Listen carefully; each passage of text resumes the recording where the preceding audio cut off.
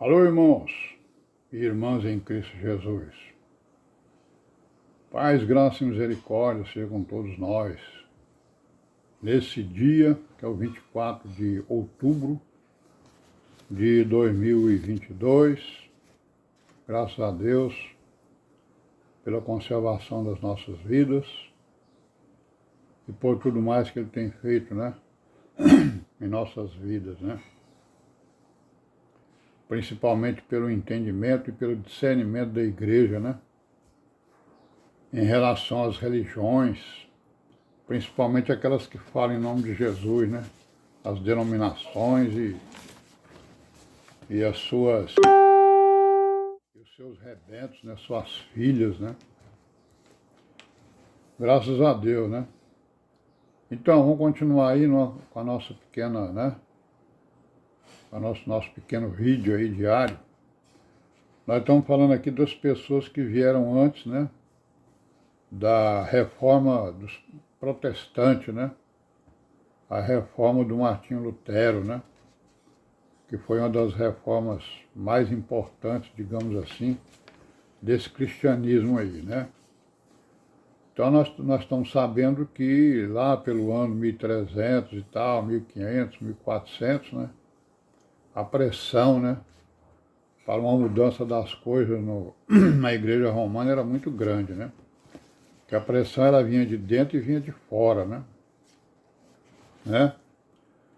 Então começaram a aparecer grupos, pessoas, que começaram a lutar contra, principalmente o Papa, e a hierarquia papal,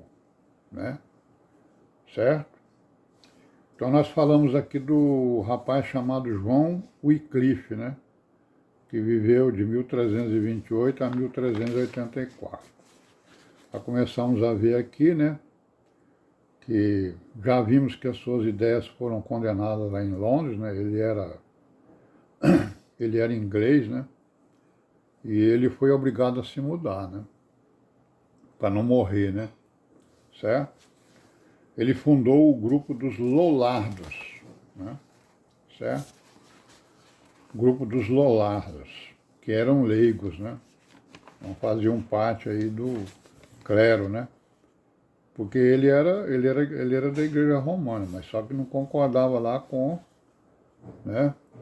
as estripulias papais, Então esses leigos, esses Lollardos, eles continuaram, a pregação do João Wycliffe contra os costumes da igreja romana. Aí as suas ideias foram levadas para a Boêmia, Hoje é a Áustria, Certo? Então outra pessoa que se distinguiu aí na luta foi o João Hus, que viveu de 1373 até o ano de 1415. Ele adotou as ideias de Wycliffe, lá na Boêmia, ele era da Boêmia lá, Foi perseguido pelo Papa, condenado e queimado vivo e morto. Coisa não era brincadeira não. Seus seguidores são conhecidos como os Taboritas, Formaram o grupo denominado Irmãos Unidos, ou Irmãos Boêmios, em meados do século XV, e deram origem à Igreja Morávia, Então nós estamos vendo aí, mais uma igreja filha aí da Igreja Romana. Outra pessoa que se distinguiu na luta aí foi o Savonarola, conhecido aí de muita gente, Ele viveu de 1452 até o ano de 1498. Ele era um monge, dominicano, pregou contra a vida desregrada, do Papa. O que aconteceu com ele? Uns dizem que ele foi enforcado, outros dizem que ele foi queimado. Então, irmãos, isso aí foi exatamente, precursores, pessoas que se levantaram, Alguns exemplos. Tinha muita gente, isso aí são os principais. E depois a própria igreja romana ela começou a sentir que tinha que dar um jeito aí para se reformar. né? E aí o que ela fez?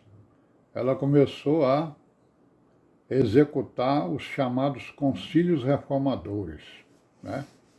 Reuniões aí de bispos, né? De sei lá de quê, né? Seus líderes, né? Principalmente, concílios reformadores. Então, a divisão, né? Ou o cisma que aconteceu no ano de 1378, né? No que resultou em vários papas, né? Ao mesmo tempo, pois cada imperador escolheu um papa do seu agrado, né? Então, a partir deste cisma, dessa divisão e da degradação moral e ética, né, da hierarquia da Igreja Romana, o que foi que aconteceu? Surgiu um movimento de reforma interna da Igreja Romana, né? E a grande solução foi o quê? Foi convocar concílios ecumênicos, né, para resolver as questões das investiduras, né? Nós já vimos lá atrás, né? As investiduras é o quê? Investir significa o quê? Colocar alguém no cargo, né? A investidura, a questão das investiduras era o quê? Era a disputa para a nomeação de cargos dentro, né? Não só da Igreja Romana, como dentro dos impérios, né? Que a Igreja queria nomear, né, a sua hierarquia e queria nomear imperadores e o seu staff, né? E os seus colaboradores. E os imperadores queriam o contrário. Eles queriam nomear todo mundo, inclusive o Papa. Então essa aí foi a questão das investiduras, né? Então, para resolver a questão das investiduras, das heresias e os problemas da hierarquia da Igreja Romana, eles então decidiram convocar concílios ecumênicos. Ecumênico significa gerais, né? Do mundo todo, né?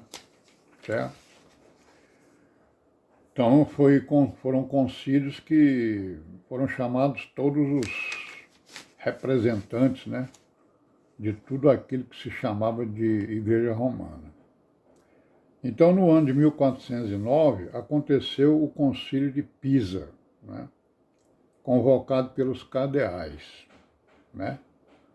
O concílio fez o quê? Ele destituiu os papas Benedito XIII, que estava lá em Avignon, e o Gregório XII, que estava lá em Roma, né? Então tinha dois papas, os cardeais convocaram esse concílio ecumênico de Pisa e destituíram esses dois papas, né? E foi escolhido, né, um outro papa, botaram o nome nele de Alexandre V, né? Quer dizer, a confusão entre poder da Igreja Romana e poder dos imperadores era muito grande, né? Tanto isso é verdade que os mesmos títulos que eram dados aos imperadores era dado aos papas e aos bispos e assim vai, né? Então os outros dois papas não se submeteram, né? E fizeram o quê? Excomungaram todo o concílio.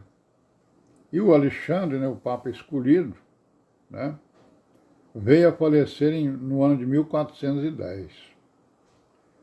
E aí eles nomearam um papa chamado João XXIII, né? Foi seu sucessor. Mas não foi resolvida a questão, né? Aí no ano de 1414 foi convocado o Concílio de Constança. Nós vamos falar um pouco de alguns concílios importantes aí para a Igreja Romana. Não para nós, né? Para a Igreja Romana, que nós estamos falando aqui uma história de como é que surgiram essas religiões que estão aí, né? Estamos vendo aqui que eles estão... a pressão está grande para reformar, né? Para mudar, né? Então, no ano de 1414, foi convocado um concílio chamado Concílio de Constança, que ele durou até o ano de 1418, né? Foi convocado pelo imperador do Sacro Império Romano, né? Imitando Constantino, né? O nome desse imperador era Sigismundo, E o Papa João XXIII concordou com ele, né, em convocar esse concílio de Constância. Aí nós vamos parar por aqui, né? Amanhã a gente continua aí, paz seja com todos nós.